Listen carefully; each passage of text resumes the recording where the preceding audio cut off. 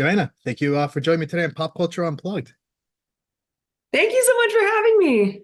Exciting times, the listeners, the viewers of the Twin City, we can see you as the AI Sunny in Sunny, actually. I love saying that. It's so funny.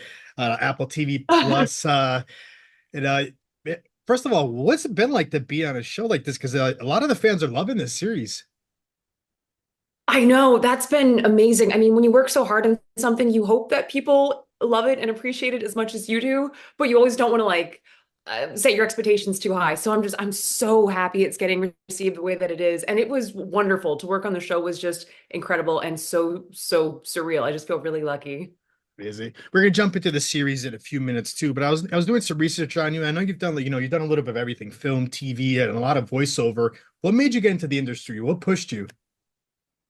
I think being kind of uh when I was in seventh grade, I was kind of like a shy new kid, and my dad suggested that I get into acting because if I do theater, then everyone has to like be your friend for the 3 months that you're rehearsing. So I was like, oh great. So I did that, and then decided I wanted to pursue a job in the arts, and then I went to college for theater, and I had a professor who actually believed in me and said, I think you should do film and television. I think you'd really thrive there. And so from there, I did small little indie stuff. I did an indie horror film and then little Yeah. co-stars, and they just started to build to the place where we're at now, where I can like talk to you about this amazing show, Sunny. So I've just felt very fortunate. Mm. Do you enjoy doing a little bit of everything, like TV, film, even like in the voiceover and theater, Yeah, like you mentioned? oh my God, yeah, I love acting. So any like opportunity to be able to act is just the best. I feel like I'm flying every time. So yeah, any form that I can do that in is perfect. Amazing. So you've done a little bit of everything. What's the goal? Do you have like something in the bucket list that you want to hit someday? Yeah, I mean, to be in like a really cool feature film that's also well received would be amazing. And then something in like the real like Arrested Development kind of Okay. absurd comedy world would be so my jam. Oh my God. That's amazing. A lot of people love the sitcoms. Like, what's one of your favorites? Is that one of your favorites, would you say? Yeah, and also I really love Girls Okay. Five Eva, say it correctly. Yeah, it's just that sort of like really fast-paced, silly comedy is just it's right up my alley. Amazing, amazing. So yeah, so let's jump into Sunny. What attracted you to the role? And let's tell us a little about the audition process for this. Oh yeah, totally. So when I got the audition, it was first a voiceover audition. I had the breakdown for Sunny where she was like a 4 foot tall robot girl who's sort of like a Girl Scout who means well but messes up. Something to that effect. And I was like, oh, I can do that. So I read for both I read Susie and Sunny's parts in my little closet for the VO audition. And then they were like, actually, it's going to be a lot more than that. Let's put you on camera. So I was like, oh, Wow. great. So I did a few scenes from episode 1, and then I just kept progressing, and then I met Katie Robbins and Lucy Cherniak, and then I did a chemistry read with Rashida, and every step of the way I was like, I think I might be moving to Japan in a few weeks. Like that's so wild. Not only that, but like I think I might be playing this robot who I fell in love with. And through that process, they let me read more and more of the scripts, and I could not put them down. I was like binge reading Mm, everything. And I just was hoping to God that I'd be able to have a part of this series. And so when I booked it, it took a while for me to actually believe it. And wow. then I flew to Japan for 6 months and worked on this crazy show. Amazing. Did you know what the robot looked like while you were like auditioning? I mean, just to get an idea or picture it? No, not at all. So Wow. I just made her up in my mind. And to me, she looked kind of like Eve from Wall-E. Yeah. Uh, it was just they had like a slight descriptions in there, but I had no idea. And so when I booked the role, that's when they let me see the robot and its functions and the helmet and all that thing. So that was a whole treat in itself. It was crazy. Amazing. So which is great too. Like, you're doing the voiceover for this too, but you're also doing the motion capture I saw online, huh?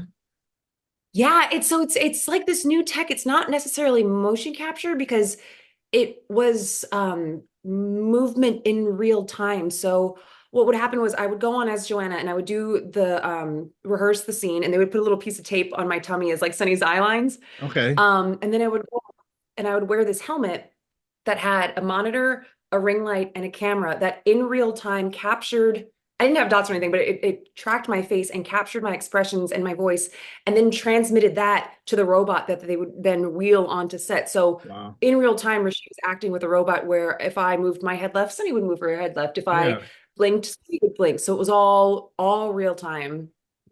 that's amazing. Yeah. So in a way, like while you're working with this too, like how do you like connect with an AI like that? How do you like try to make it your own?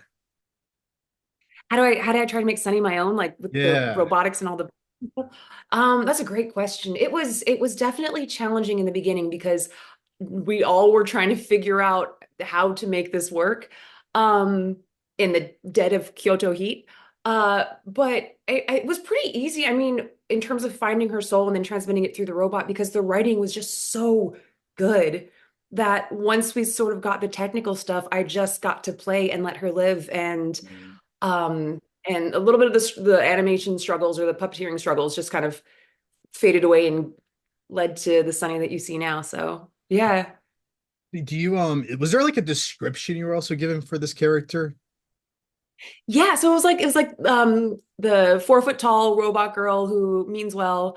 But like I didn't know what her face would look like. I didn't know necessarily how they wanted her to speak. I didn't know what her capabilities would be.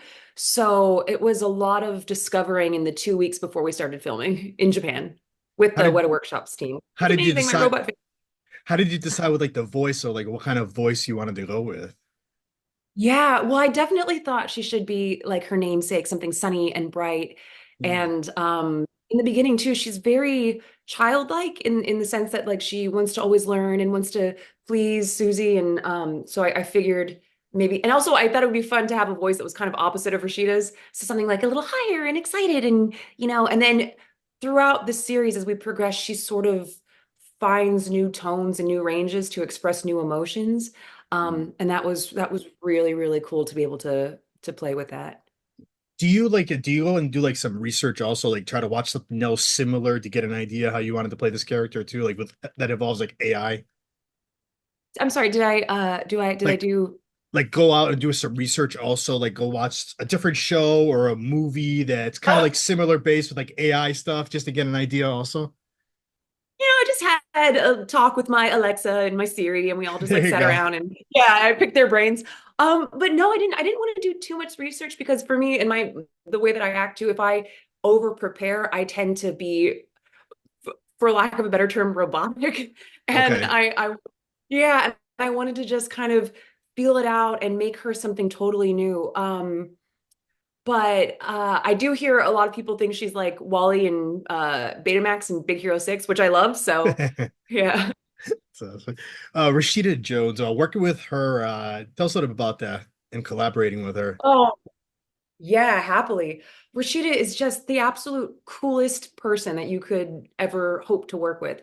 She's just first of all, she's insanely talented. Mm, To be able to play a character like Susie Sakamoto, who is so torn and broken, and find these moments of like dark levity in it is just such a fine wire to walk as an actor, and she crushes it. She's such a light to be on set. She was such a leader, and it was just yeah, it was. I felt very, very fortunate that the first time I got to act in a role like this was opposite someone like Rashida Jones. mm. How do you describe this show to fans or like to people that haven't seen it? Cool. No, I would say I'd say it's a um, dark comedy mystery thriller that takes place in near futuristic Kyoto with a woman who is at the lowest point of her life and her very bright homebot. There you go. What do you for like behind the scenes? What's been like your favorite moment? What's kind of funny? I like when so when I would be acting as Sunny, we would obviously like cut, and then I had moments where I go over my lines or do something, but I'm still in the Sunny helmet, and a lot of people just assume, I don't know, they assumed it was like a real robot, so they would come up to Sunny and like whisper in her ear or pat her head, and like especially with when we had like kids on set, they would be like really amazed by her. So I tried to give her a little life, like a little actor, in between takes. So I'd like try to interact with them or when some of the robotics team would come and wipe Sunny's face down, I would just like close my eyes like I was getting a little massage. So just trying to giving her a life and animating her in between takes was really fun. So how do you feel about a Sunny spinoff? Would you be A all Sunny for that?